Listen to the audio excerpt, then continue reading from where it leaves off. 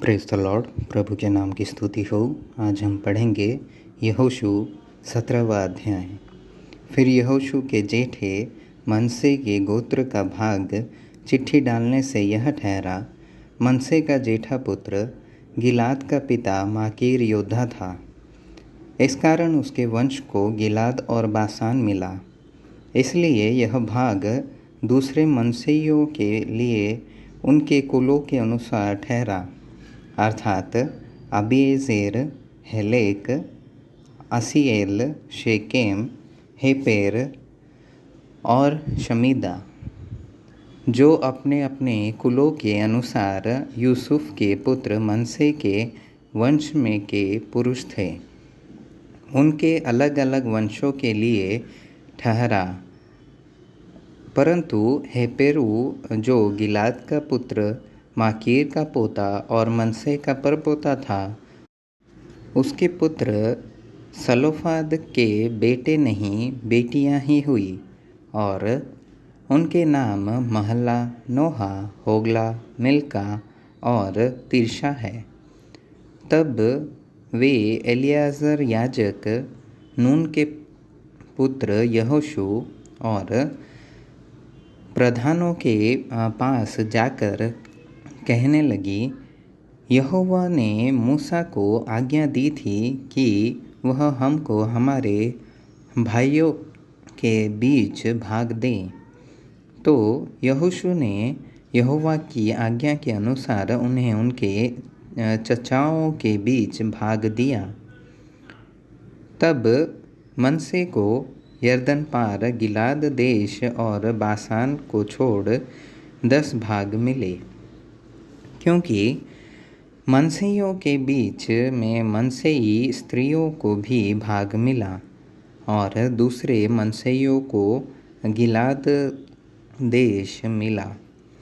और मनसेई का निवास सिवाना आशेर से लेकर मिकमतात तक पहुंचा, जो सकेम के सामने है। फिर वह दक्षिण की ओर बढ़कर एनतपोह के निवासियों तक पहुंचा।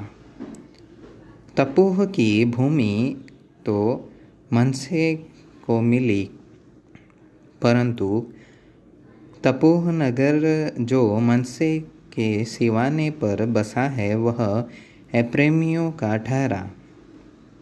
फिर वहाँ से वह शिवाना काना के नाले तक उतर के उसके दक्षिण की ओर तक पहुँच गया। ये नगर यद्यपि मनसे के नगरों के बीच में थे, तो भी एप्रैम के ठहरे, और मनसे का सिवाना उस नाले की उत्तर की ओर से जाकर समुद्र पर निकला। दक्षिण की ओर का देश तो एप्रैम को और उत्तर की ओर का मनसे को मिला, और उसका सिवाना समुद्र ठहरा। और वे उत्तर की ओर आशेर से और पूर्व की ओर इसाकार से जा मिला। और मनसे को इसाकार और आशेर अपने अपने नगरों समेत बेतसान, इब्लाम और अपने नगरों समेत दोर के निवासी, और अपने नगरों समेत एंदोर के निवासी, और अपने नगरों समेत तानाक के निवासी, और अपने नगरों समेत मगिदो के निवासी, ये तीनों जो ऊंचे स्थानों पर बसे हैं मिले। परंतु मनसेई उन नगरों के निवासियों को उनमें से नहीं निकाल सके, इसलिए वे कनानी उस देश में बरियाई से बसे ही रहे। तो भी जब इज़राइली सामर्थी हो गए, तब कनानियों से बेगारी तो कराने लगे, परंतु उनको पूरी रीति से निकाल बाहर न किया। यूसुफ की संतान यहोशू से कहने लगी, हम तो गिनती में बहुत हैं, क्योंकि अब तक यहोवा हमें आशीष ही देता आया है। फिर तूने हमारे भाग के लिए चिट्ठी डालकर क्यों एक एक ही अंश दिया है? यहोशू ने उनसे कहा, यदि तुम गिनती में बहुत हो और एप्रैम का पहाड़ी देश तुम्हारे लिए छोटा हो, तो परिज्जियों और रपाइयों का देश जो जंगल है उसमें जाकर पेड़ों को काट डालो। यूसुफ की संतान ने कहा, वह पहाड़ी देश हमारे नगरों में रहने वाले क्या इजराइल की तराई में रहने वाले जितने कनानी नीचे के देश में रहते हैं उन सबों के पास लोहे के रथ हैं?